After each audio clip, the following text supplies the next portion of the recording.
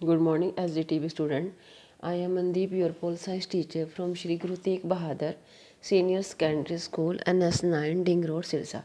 Dear student, today we are going to start next topic.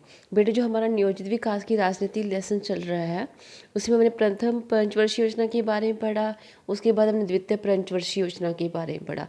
कहते इन दोनों पंचवर्षीय जो योजना है इसके बारे में आपको बता चुकी हूँ।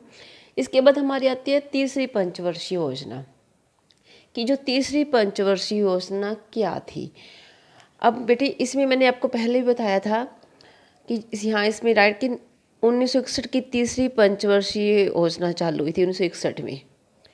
इसमें क्या तीसरी पंचवर्षीय योजना का आरंभ क्या अप्रैल 1961 में क्या है इसका आरंभ हुआ था, और इसका कार्यकाल है बेटे 1961 से लेकर 1966 तक था। और इस योजना के योजनाकारों का अनुमान था कि भारत की अर्थव्यवस्था ने विकास की राह क्या पकड़ ली है, क्योंकि प्रथम दो योजनाओं ने क्या अपने निर्धारित लक्ष्यों की प्राप्ति की थी, जो मैंने प्रथम और द्वितीय पंचवर्षीय योजना में आपको मैंने बताया था, और तीव्र आर्थिक विकास के लिए संस्थात्मक ढांचा कायम कर लिया था। इसलिए जो तीसरी पंचवर्षीय योजना थी उसके अंतर्गत क्या था, आत्मनिर्भर एवं स्फूर्ति अर्थव्यवस्था, मतलब self reliant and self generating economy की स्थापना का लक्ष्य रखा गया। अब भारत में बेटे स्वतंत्रता प्राप्ति के समय खाद्यान्न संकट था, इसलिए प्रथम दो योजनाओं के अधीन खाद्यान्न संकट को हल करने का निश्चय किया गया था। और तीसरी जो पंचवर्षीय योजना थी इसमें कृषि को सर्वोच्च प्रमुखता प्रदान की गई थी, परंतु इसके साथ इसने बुनियादी उद्योगों के विकास पर भी अधिक बल दिया गया, जो कि तीव्र आर्थिक विकास के लिए क्या आवश्यक था। तीसरी पंचवर्षीय योजना में कुल प्रस्तावित योजना राशि मतलब ये थी जो हमारी 11,600 करोड़ रुपये थी।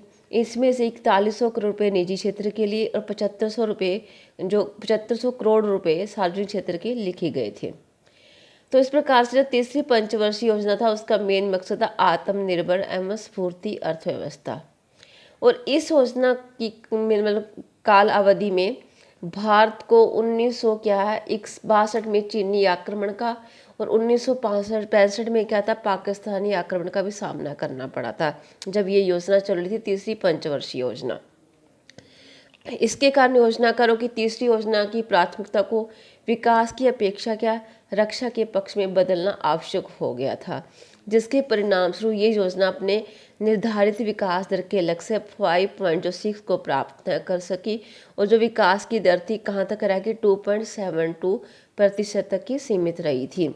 आलोचकों ने क्या किया, इस योजना की आलोचना करते हुए इस योजना का लाभ सीधे सीधे शहरी क्षेत्रों को पहुंचाना ही निर्धारित किया गया था।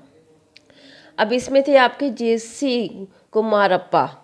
जैसे जेसी कुमारप्पा थे वो गांधीवादी अर्थशास्त्रियों ने एक वैकल्पिक योजना का क्या खाका प्रस्तुत किया था, जिसमें क्या था ग्रामीण प्रौद्योगिकीकरण क्या करना था पर बल दिया गया था। और चौधरी चरण सिंह ने भारतीय अर्थव्यवस्था की योजनाकारों से कृषि को केंद्र में रखकर क्या किया अपनी नीतियां बनाने की आवाज़ जोरदार ढंग से उठाई थी। उनका क्या मत था कि नियोजन से क्या शहरी और औद्योगिक वर्ग को ही लाभ पहुंच रहा है, और क्या है इसकी कीमत किसानों और ग्रामीण जनता को चुकानी पड़ रही है। इस तरह नियोजित जो विकास के मार्ग में अनेक बाधाएं उत्पन्न होनी आरंभ हो गई थी। तो इस प्रकार जो हमारे जो हमने पहले जो नेम इस लेसन है कि नियोजित विकास की राजनीति कि नियोजित विकास की क्या था, और इसके बाद हमने कौन कौन सी पंचवर्षीय योजना पढ़ी हैं। कहते हैं कि इनके अंतर्गत क्या है नियोजित विकास के मार्ग में क्या हमें अनेक बाधाओं का सामना करना पड़ा।